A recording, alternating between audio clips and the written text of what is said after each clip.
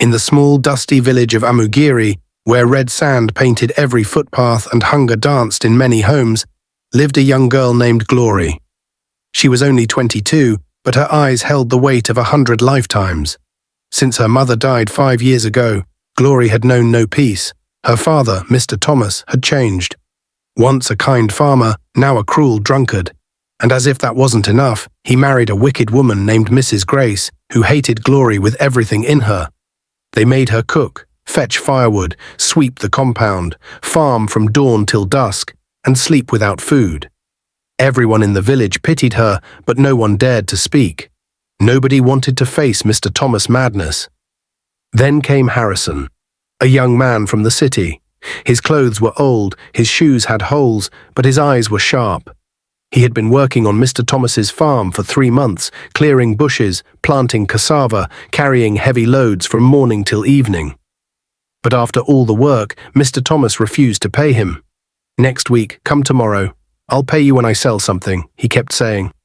But nothing ever came. One hot afternoon, Harrison came to the house, tired and angry. "Sir, please, I need my money today," he said. Mr. Thomas scratched his head and looked around. His eyes fell on Glory, who was sweeping the compound with a tired face. Then he laughed wickedly. "You want money?" he asked. "Yes, sir. I worked for 3 months. Please pay me," Harrison replied. "Well, take that girl instead," Mr. Thomas said, pointing at Glory. Harrison was confused. "Take who?" "My daughter. She's good for nothing. Let her go with you to the city. That is your payment." Glory's heart broke. She dropped the broom and looked at her father. "Daddy, please, no." "Shut up," he shouted. "You should be happy someone wants you." Mrs. Grace folded her arms and smiled. "Good, let her go. One less mouth to feed." Glory fell on her knees, begging, crying, shaking her head. But nobody cared. Nobody listened. Harrison looked at her. She was broken, but still very beautiful.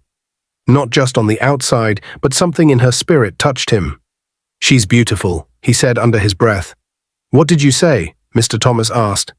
"I'll take her," Harrison replied. Just like that, Glory's life changed. With tears in her eyes, she packed her clothes inside a black plastic bag.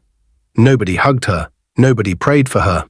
Her little half-brother, Sam, stood behind the house, crying as he waved goodbye. And Glory followed Harrison to the city. The journey to the city was long and tiring. The bus passed through many towns, trees, and dusty roads. Glory sat close to the window, staring outside. She wasn't sure how to feel. She had just left the only home she knew, even though that home was full of pain. She had no idea where she was going or what would happen next, but deep inside her heart, she prayed silently. "Lord, please don't let this man be wicked like my father. Please give me peace. I'm tired." Harrison didn't say much during the journey. He just kept looking straight ahead, thinking deeply. Every now and then, he would glance at her and sigh. She looked so tired, so small, like someone who had carried too much pain on her shoulders. Finally, they reached the city. Everywhere looked different. Tall buildings, cars with shining lights, people walking fast, noise everywhere. Glory held her bag tightly, trying not to look confused. She had never been to the city before. They took a small tricycle to the end of a quiet street. Harrison paid the driver, then led her down a short path lined with flowers. Then he stopped in front of a big black gate. He knocked. A few seconds later, the gate opened slowly. Glory gasped. Her mouth opened, but no words came out. The compound was wide and clean. The main house was painted white and looked like something from a movie. Flowers were neatly planted by the walkway, and there was even a small fountain in the corner. They passed the main house and stopped at a small but neat building behind it. It had 1 bedroom, a sitting room, a small kitchen, and a bathroom. It was called the boys' quarters. "This is where I live," Harrison said with a smile. Glory looked around. The place was clean and peaceful. "I just got a job a few days ago as a security guard," he continued. "The owner of the house is very kind. She gave me this place to stay for free." Glory looked at him, surprised. "Really?" "Yes," he nodded. "She lives in the main house with her only son. She said I can stay here as long as I keep the compound safe." Glory looked at the small house again. It wasn't as big as the main building, but to her it felt like a palace. It had a roof that didn't leak, a door that locked, and a bed with clean sheets. It was far better than the mat she used to sleep on in the kitchen back home. She smiled faintly for the first time in a long time. "If this is God's purpose for me, then so be it," she said quietly. Harrison looked at her. "Are you okay with it?" She nodded. "Yes, I have peace. I've not felt this in a long time." 2 days after they arrived in the city, Glory woke up to the smell of something nice coming from the small kitchen. She opened her eyes slowly and looked around the room. The morning sun was gently shining through the window. It felt peaceful. She sat up and stretched her arms. For the first time in years, she had slept peacefully. No shouting, no beatings, no fear. Just calm. She stepped into the kitchen, and there was Harrison, turning something in a frying pan. "Good morning," she said quietly. He turned with a smile. "Morning, Glory. I made breakfast. Hope you slept well." She nodded. "Yes, like a baby." They both laughed lightly. After breakfast, Harrison said, "Get dressed. I want you to meet someone." "Who?" Glory asked curiously. "You'll see. Just wear something simple and neat." She went back into the room and wore a soft gown Harrison had bought for her. She brushed her hair and came out, her heart beating fast. They walked out of the boys' quarters and followed a short path that led to the main house. When they got there, the tall black door opened and an elegant woman in her late 50s stood at the entrance. She had kind eyes and a calm presence. "Good morning, Ma," Harrison greeted.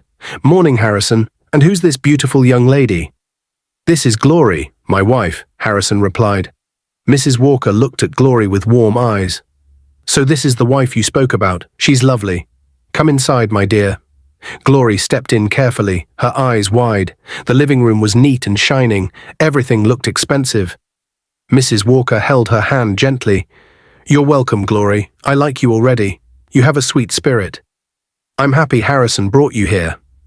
Glory smiled shyly. "Thank you, Ma. You can call me Mrs. Walker. Feel free, okay? This house is big enough for peace. If you need anything, let me know." "Okay, Ma," Glory replied. After a short chat, they returned to the boys' quarters.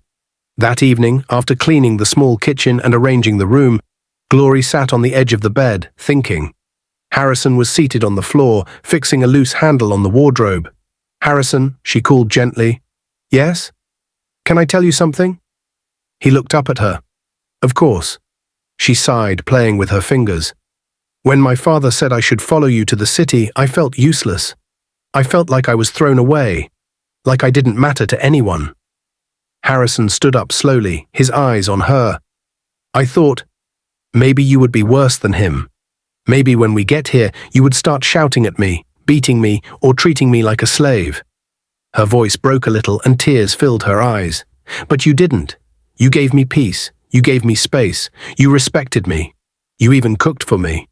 She wiped her face with the back of her hand. "I want to tell you thank you. I don't regret coming here anymore. I'm no longer angry that my father gave me to you. I now believe maybe this was God's plan." Harrison sat beside her and took her hand slowly.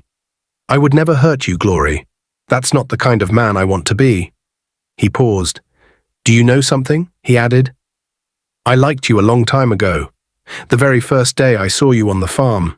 Glory looked at him with surprise. "I wanted to talk to your father, but I was scared. I thought he would reject me, insult me, or even chase me away because I had nothing." He smiled gently. "But that day, when he told me to take you instead of paying me, I was shocked. Yet deep inside, I was happy. It felt like a door had opened." Glory looked down. "I don't love you yet, Harrison." "I know," he said quickly, "and I'm not rushing you." She nodded slowly. "But I like how you treat me. Like I matter. Like I'm not a mistake. Like I'm a queen." He smiled wider. "That's because you are, Glory. You're a queen. You've just been hidden in the wrong palace." Glory laughed softly, wiping another tear. For the first time, she felt seen, and though love hadn't fully entered her heart, something beautiful had already begun to grow. Respect, peace, and trust. A month later, life was already beginning to shine brighter for Glory. Every day she cooked in the boys' quarters and tried new recipes. She had even written some meals down in a small notebook Harrison gave her. Her confidence was growing. One sunny afternoon, as she was helping Mrs. Walker carry some groceries into the house, the woman called her gently. "Glory, come sit with me for a minute." Glory wiped her hands and sat beside her. Mrs. Walker smiled. "Do you know Harrison told me something sweet about you?" Glory looked at her, confused but curious. "Ma?" "Yes," Mrs. Walker nodded. "He said you're a great cook, and I agree. You have been helping around, and I see your heart. You are humble and hard-working."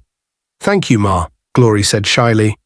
Mrs. Walker continued, "My cook has traveled overseas with her family, and now I need someone I can trust to take her place. And I've been watching you closely, my dear. I believe you are the right person." Glory's mouth opened in shock. Her eyes began to water. "Ah, Ma, thank you so much. You're so kind. God will bless you. I don't even know what to say." Mrs. Walker patted her hand. "You deserve it. You're a good girl." Still shaking with joy, Glory wiped her face quickly. "Ma, can I tell you something?" "Of course, my child. I've been looking for a way to earn money. Not just for clothes or anything else. I want to go to school. I want to further my education and go to university." Mrs. Walker's face lit up immediately. "You want to go to university?" "Yes, Ma. I stopped after secondary school because of family issues. But I love learning. I really want to go back." Mrs. Walker reached over and gave her a warm hug. "My child, I love education. I love girls that love school. That is a beautiful dream, and I'm proud of you." Glory felt her heart swell with happiness. "Thank you, Ma. Thank you so much." As soon as she finished helping in the kitchen, she rushed back to the boys' quarters, her slippers making soft sounds as she ran. "Harrison! Harrison!" she shouted with excitement. He came out of the room, surprised. "What is it? Why are you shouting like that?" "Harrison, you won't believe what just happened," she said, smiling from ear to ear. "Mrs. Walker said I should become her new cook." "Wait, seriously?" Harrison asked, his eyes wide. "Yes. And she said she'll be paying me every month. I also told her that I want to go to university, and she was so happy." Harrison pulled her into a hug. "That's my wife, my working-class wife." Glory laughed, blushing. "Ah, Harrison, don't start." "No, I mean it," he said, holding her hands. "You've come a long way, from the village to the city, from tears to smiles, from rejection to celebration." She nodded, still smiling. "It feels like a dream." "And the best part is, the dream is just starting," Harrison added. That night, after dinner, Glory and Harrison lay side by side on the bed, facing the ceiling. The day had been long, but beautiful. Glory couldn't sleep. So many thoughts were running through her mind. After a long silence, she turned slowly and looked at Harrison. "Harrison," she called gently. "Yes," he replied, still looking up. "Can I ask you something?" "Anything," he said, turning to face her. Glory took a deep breath. "Why haven't you, touched me since I came here?" Harrison blinked, surprised. He didn't expect that question. Glory continued, "We're married. If it was another man, maybe he would have done it the first night I entered this house." Harrison sat up slowly and leaned against the wall. His voice was calm. "You're right, Glory. Many men would have done that. But I'm not just any man. I didn't bring you here to use you," he said. "I brought you here to love you, to care for you, to protect you." He paused for a moment, then looked into her eyes. "You've been through so much already. I see the pain in your eyes sometimes, even when you smile. I don't want to add to that pain." Glory's eyes began to water. Harrison continued, "I want you to be ready. I want you to love me first. Then, when your heart is at peace, you can willingly give yourself to me. Not because you feel forced, not because you feel like you owe me." He held her hand gently. "I know you've never been with any man before in your life. You've carried shame, rejection, and fear for too long. That night your father gave you away like you were nothing. It broke something inside you." Glory looked down, her heart beating fast. "But Glory, you are not nothing. You are everything. You are strong. You are special. And when that time comes, when your heart says yes, not because of pressure, but because of love, then I'll be ready too." Tears rolled down Glory's cheeks. She had never heard such words in her life. "You really mean all this?" she asked quietly. "I do," he said. "I want you to feel safe with me, Glory. This marriage must be built on love, not fear." She wiped her tears, smiling softly. "Thank you, Harrison," she whispered. "You've changed my life in so many ways. I thought all men were like my father, but you're different." Harrison leaned closer and kissed her forehead gently. "Sleep well, my queen," he said. Glory lay back down, her heart full of peace. For the first time, she felt truly safe in the arms of a man, not just a husband, but a friend. Just 2 days after Glory started working as a cook in the main house, something strange happened. That morning, she was in the kitchen preparing Mrs. Walker's favorite vegetable soup. She had just finished slicing the ugu leaves when the kitchen door opened. She turned to see a tall, handsome young man standing by the door, staring at her. It was Daniel, Mrs. Walker's only son. He looked shocked for a second, then smiled and said, "Damn, you are so beautiful." Glory stood still, surprised. "My mum told me about you," he continued, walking slowly into the kitchen. "She said you were smart, humble and beautiful, but honestly, I thought she was just capping. Until now." He placed his hand on the counter and looked at her from head to toe. "Wow, girl, you are so damn hot. I think God created you on a Sunday morning. He must have taken his sweet time with you." Glory felt uncomfortable. She looked down quickly and tried to focus on her cooking. "Good afternoon, sir," she said quietly, trying to ignore his words. Daniel laughed and waved his hand. "Come on, don't call me sir. I'm just a little boy, you know. You can call me Daniel." Glory shook her head. "No, sir, I can't. It's not proper." He smiled again. "You're so polite. I like that." She didn't reply. She just continued cooking in silence. After a few more minutes, Daniel left the kitchen, still smiling. When Glory finished her work that evening, she returned to the boys' quarters. Harrison was waiting for her outside, sitting on a wooden bench. "Welcome, my queen," he said cheerfully. "How was work today?" Glory sat beside him, her face a little worried. "Harrison, something happened today." He turned to her quickly. "What is it? Are you okay?" "Yes, I'm fine, but your boss's son, Daniel, came into the kitchen." "Okay," Harrison said, watching her closely. "He was saying things that made me uncomfortable. He told me I'm beautiful, that God created me on a Sunday morning, and that I should stop calling him sir and call him by name instead." Harrison frowned slightly, but then gave a small smile. "Ah, that Daniel. He's a funny guy. That's how he jokes." Glory didn't smile. "Harrison, I didn't like the way he was looking at me, like I'm something to eat." Harrison laughed softly and touched her hand. "It's okay, my beautiful wife. Don't let it bother you. Daniel is harmless. He just likes talking. He doesn't mean anything bad." Glory looked into Harrison's eyes. "Are you sure?" "I'm sure," he said gently. "But if he ever crosses the line, just tell me. I'll protect you always." She nodded slowly. "Okay, if you say so." He smiled and kissed her forehead. "You're safe with me, Glory, always." But deep inside, Glory still felt something wasn't right. There was something in Daniel's eyes that made her uncomfortable, something she couldn't explain. A few days later, Glory was in the kitchen again, preparing lunch.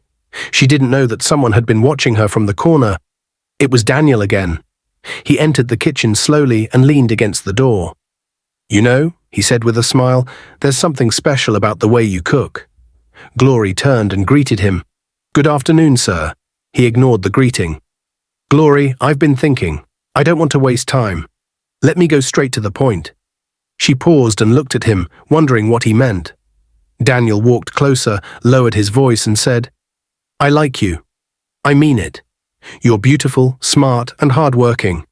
And I'm not just saying it to flatter you. I want you to be my girl." Glory blinked in shock. "Sir?" He smiled. "Yes. Listen, I'll change your life. I'll send you to school. Not just any school. I'll sponsor you to study abroad if that's what you want. London, Canada, anywhere. I'll give you a new phone, clothes, money, everything you need. You'll never have to struggle again." Glory stood still, speechless.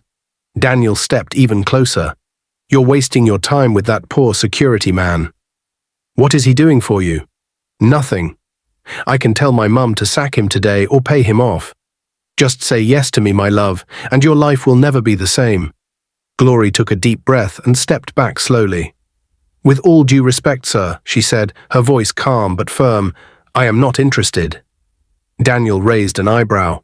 What? I am focused on my marriage, my work, and my dream to go to school. I'm not going to throw that away for quick pleasure. He laughed loudly. Marriage? Don't tell me you're calling that thing with Harrison a marriage. You should be ashamed. At your age, you should be in school or dating someone like me, not a broke security guard. Glory held her ground, her voice steady. I am not ashamed. I'm proud of my husband. He treats me with respect and love. He doesn't have much now, but I know one day God will answer his prayers and make him a wealthy man. Daniel scoffed. You're dreaming, girl. I'd rather dream with a man who loves me than live a fake life with someone who only wants to use me, she replied boldly. He shook his head and laughed. You'll regret this. No, sir, she said. If standing by the man who stood by me is a mistake, then I'll gladly make it over and over again. Daniel stared at her for a moment, then turned and walked out of the kitchen, clearly not happy. Later that evening, Glory returned to the boys' quarters. Harrison noticed her silence. My queen, you're quiet today. Are you okay? He asked. She looked at him, tears quietly building in her eyes. Daniel came to me again. This time, he made big promises. School abroad, money, clothes, a new life. But only if I agree to be his girl. Harrison stood up slowly, his fists tightening. He said he can pay you off or tell your mother to sack you just to take me for himself, Glory added. Harrison's eyes darkened with anger, but he calmed down when he saw her face. What did you tell him? He asked gently. I told him no. I told him I am not interested. I told him I believe in you, in us.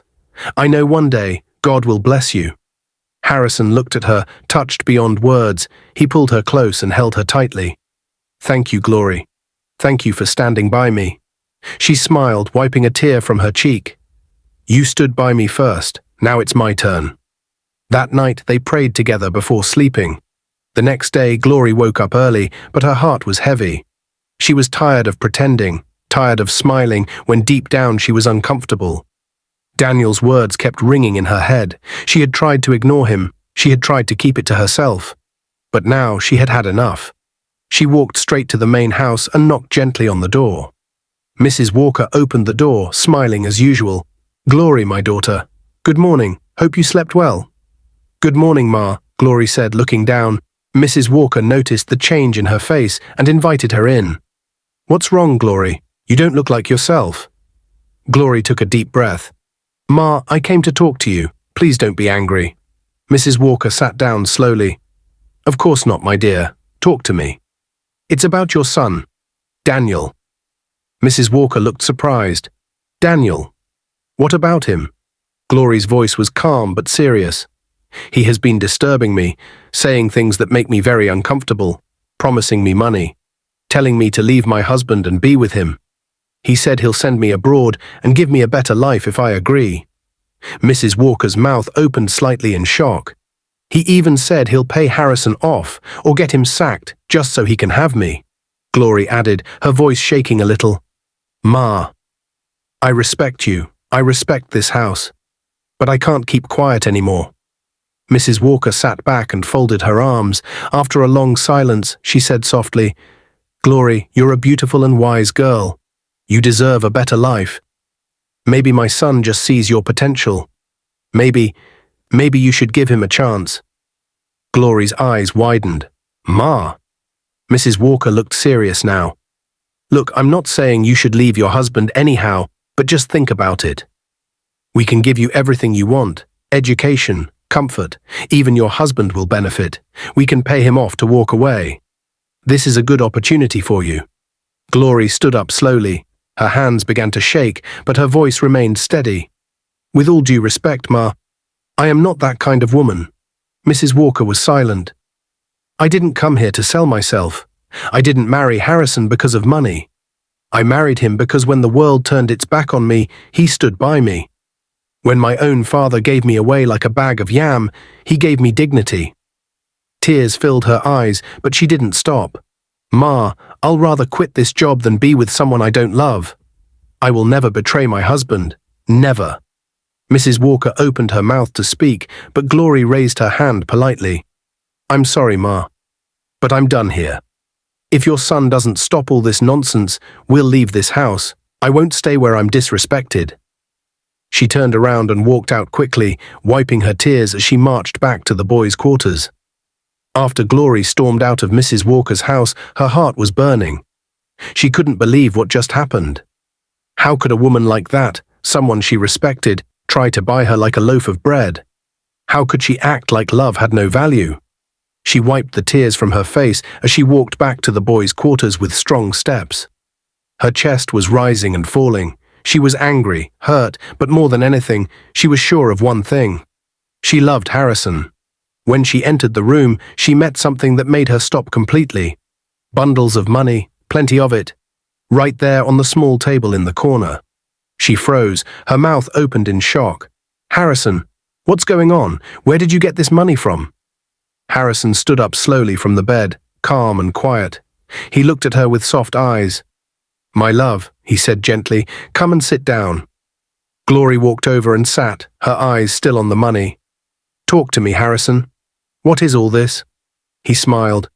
"This money, I've been saving it for a long time, little by little. I plan to use it to start my business. That's been my dream since I came to this city. But today, when I saw the kind of woman you are, when I saw how you defended me, rejected wealth, and chose love, I told myself you deserve better." Glory was still confused. "But what has this got to do with me?" He pointed at the money again. "I want you to use this money for your education. I know how much you want to go to university. You've talked about it every time. It's your dream. So take it. Go to school. I'll be fine." Glory was speechless. She looked at the money, then at him. "No," she said softly, shaking her head. "I'm serious, Glory," he said again. "And I'm serious too," she replied, standing up. "No, Harrison, never." Harrison was shocked. "Why?" Glory's voice was full of passion now. "This is your dream, Harrison. You saved this money with sweat and hard work. You wanted to start a business, and now you want to throw it away because of me. But I love you. And I love you too," she interrupted, her eyes now full of tears again. "That's why I want us to use this money wisely. Let's rent a small room outside this compound. Let's start a business together. You can run it. I'll help you cook and manage it. When it starts growing, I'll go to school, one step at a time." Harrison stood there, staring at her like he was seeing her for the first time. "You want us to leave this house?" "Yes," Glory said firmly. "I don't want to stay here anymore. Not with your boss and her son treating us like we are nothing. We deserve peace. Even if it's small, let it be ours. A shop, a rented room, a new start. That's what I want." Harrison walked to her, took her hand slowly and shook his head in wonder. "Glory, you are not just beautiful. You are wise. You are special. You are everything I prayed for." She smiled through her tears. "And you are the only man I want." He pulled her close, his eyes now watery too. "Thank you for standing by me. I will always stand by you," she whispered. Then came the kiss. A kiss full of real love. Not because of money, not because of pressure, but because of trust, because of unity. Because of two people who had nothing, but had each other. That night, they lay in each other's arms. They didn't talk much, just silence, peace, and soft laughter. And as the moonlight shined through the window, Glory whispered, "Our better days are coming." And Harrison answered, "Yes, my queen. Step by step, we will get there. Together." The next day, Harrison was not home. Glory had woken up early, swept the room, and cleaned everywhere. But her heart was still heavy from the conversation she had with Mrs. Walker the day before. She kept thinking about everything: Daniel's behavior, Mrs. Walker's offer, and her bold decision to walk away. Just when she sat down to rest, there was a knock on the door. She opened the door and was shocked to see Mrs. Walker and Daniel standing outside. Glory was quiet. "Good morning, my daughter," Mrs. Walker said gently.